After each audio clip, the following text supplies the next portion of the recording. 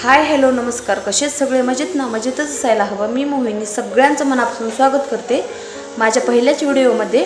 तर हा माझा पहिलाच व्हिडिओ आहे, तर सगळ्यांनी चॅनलला सबस्क्राईब करा आणि सगळ्यांनी व्हिडिओ लास्टपर्यंत बघा. तर पहिल्यांदा माझं तुम्हाला नाव वगैरे सांगते. तर माझं नाव मोहिनी आणि आडनाव दौंड आहे. तर सासरचं आडनाव जाधवर आहे. मी राहायला सध्या लातूरमध्ये आहे. तर तुम्हाला माझे लातूरमधले व्लॉग बघायला मिळतील. आणि माझं पहिलं पण चॅनल होतं, त्याचं काय झालं ते पण मी तुमच्यासोबत हळूहळू शेअर करेलच. आणि ज्या मी त्या चॅनलमध्ये चुका केल्यात तर त्या तुम्ही करू नका. आणि हा माझा पहिलाच व्लॉग असल्यामुळे म्हटलं काहीतरी गोडधोड रेसिपी शेअर करते.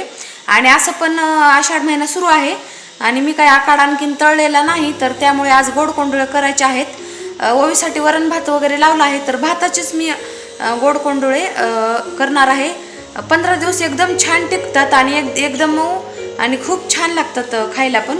तर चला मी तुमच्यासोबत रेसिपी शेअर करते. आजचं वातावरण असं काहीच झालंय नाही, तर लातूरमध्ये 3 दिवस झाले लगातार पाऊस सुरू होता.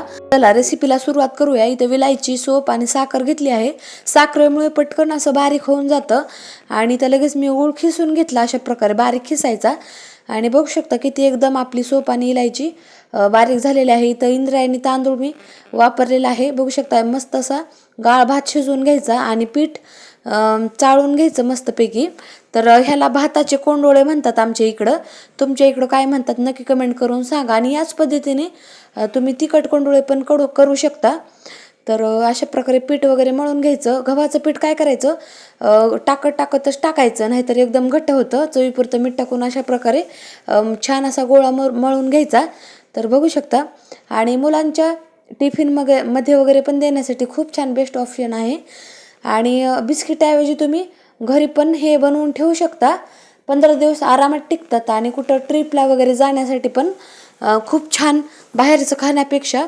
आणि बिस्किटामध्ये आजकाल काय होत आहे, पाम ऑइल वगैरे वापरतात. त्यामुळे हे जर बनवून ठेवलं तर तुम्ही इव्हिनिंगच्या म्हणा किंवा मॉर्निंगच्या स्नॅक्समध्ये आपण पण खाऊ शकतो आणि मुलांना पण देऊ शकतो.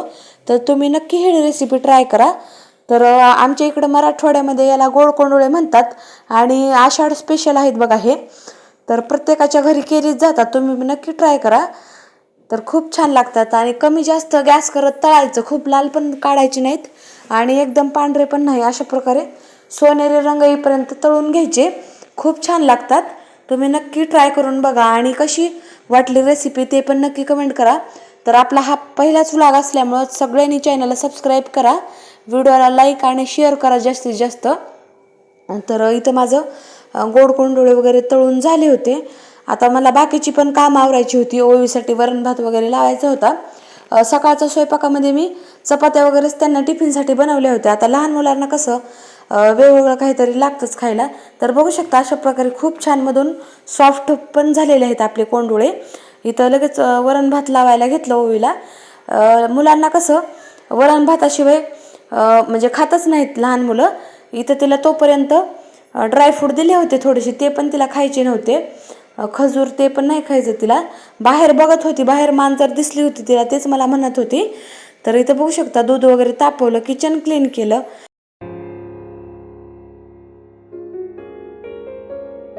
चला आजचा व्हिडिओ मी इथंच एंड करते. पुन्हा भेटूया आपण पुढच्या व्हिडिओमध्ये. तोपर्यंत सर्वांना बाय बाय. श्री स्वामी समर्थ.